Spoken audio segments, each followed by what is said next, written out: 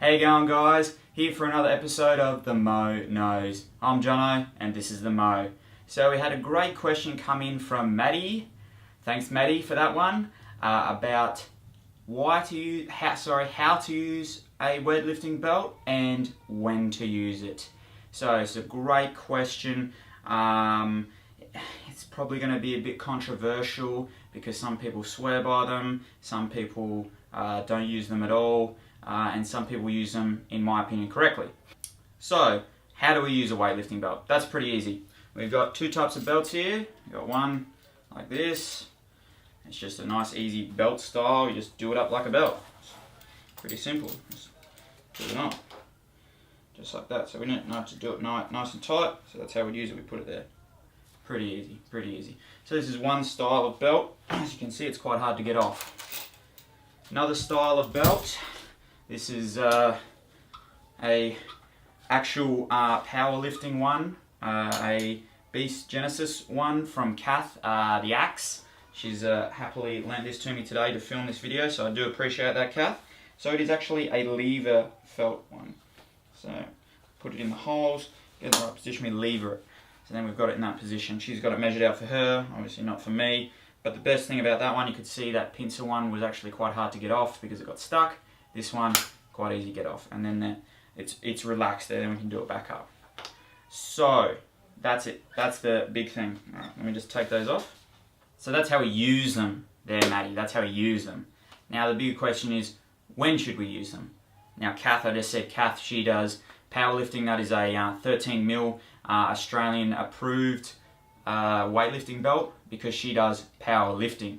So when does she use it? She uses it when she's going for her 1RMs, when she's actually doing powerlifting. Does she use it all the time? No, of course not. Of course not. Because she only needs it when she is really going for those maximum efforts, really going 100% and really wants to push the limits and doesn't want anything to fail. So, in regards to everyone else that uses them, do they use them correctly? My opinion, absolutely not. I did some research on this just so I wasn't blowing smoke out my ass. A good analogy I was given was, say, like when you have training wheels on your bike. So you're learning how to ride, you have those training wheels, you ride around, you take those training wheels off. It's quite hard, but then you start to learn how to do that. The belt is those training wheels. Now, if you leave it on all the time when you go into the gym, that's cool. You're going to be training with the training wheels on, so you're going to be nice and safe. What happens when you take that training wheels off, take the belt off, go out and do your everyday work? That's probably when you're going to blow your back out doing something like just twisting or something really small, just bending down, because you don't have any core stability because you're relying on the belt to do it all while you're in the gym. So, how do we fix this issue? Well, what we do is we train our core. So, good coach, Craig, he said to me one time, I was doing some deadlifts and I was like, man, I wish I had a belt, just to help me get that little bit extra. And this is what he said, no word of a lie. He said, stop being a bitch and increase your core strength and then just lift it. And I was like, whoa, okay then. Thanks coach. It's pretty hard to hear that, but it's very much true. So if people ask me if they should use a belt, pretty much say the same thing. I might say it a bit nicer. Craig is a harsh man, but that's alright. So, how do we train our core? That's a very important question. Well, lucky you've got me, who actually has a back injury, so he knows how to train his core very well because he has to. So that's one reason I don't use a belt, is because I've actually got a bad back and it will increase that back problem. So we'll run through that now. Alright guys, like I said, we've got to train our core. So we're going to start at the very basics. So we're just going to come down onto our back, bring our knees up, laying right down. Make sure we tuck our chin. Make sure, very important to tuck that chin. I'm going to put one hand below our belly button, one hand above. And this is super basic, but we need to create that separation between the abdomen, so our rectus abdominis, so our six-pack muscles, and our TVA, transverse abdominis. So it's like actually a big belt that we already have that is a muscle belt in a way. So we want to be able to keep our bottom hand firm while keeping our top hand still breathing and moving. Just like that, guys. Nice and simple, nice and simple. It's actually quite difficult to get. It takes a very long time. It took me quite a long time to learn that. But from there, we can start to progress that. From there, we can keep those hands there. Lift one leg, straighten that leg out. Bring it back in, keeping that core nice and tight, keeping those hips nice and level. Just keeping that nice and easy like that.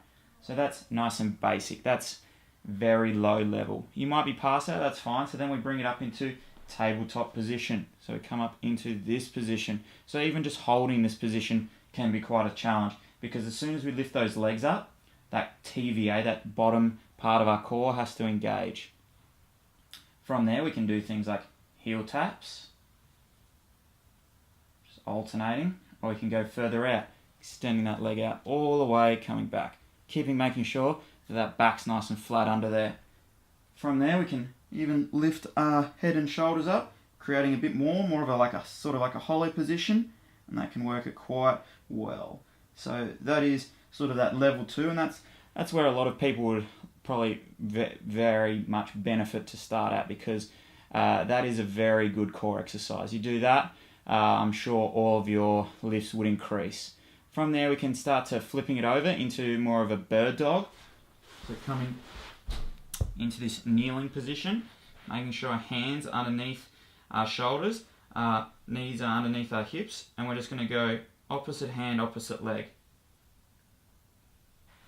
And that's creating that instability, because we're only balancing on 2 of our 4 limbs there, and that's creating that sling system as well, which I'll go through later though. So that's another core exercise. You know, that's probably going to be enough for most people, and that's probably going to get you a pretty good core burn. So, you know, try those out, see how you go. Alright guys, I hope you've enjoyed that video for this week on how to use a belt. Thank you again very much to Maddie for asking that question. Keep those questions coming. I really do appreciate them. If you want to know anything, please do ask the Mo. He will endeavour to find out. If you've liked this video, give it a thumbs up, share it, tweet it, all that good stuff. Until next time, see you later.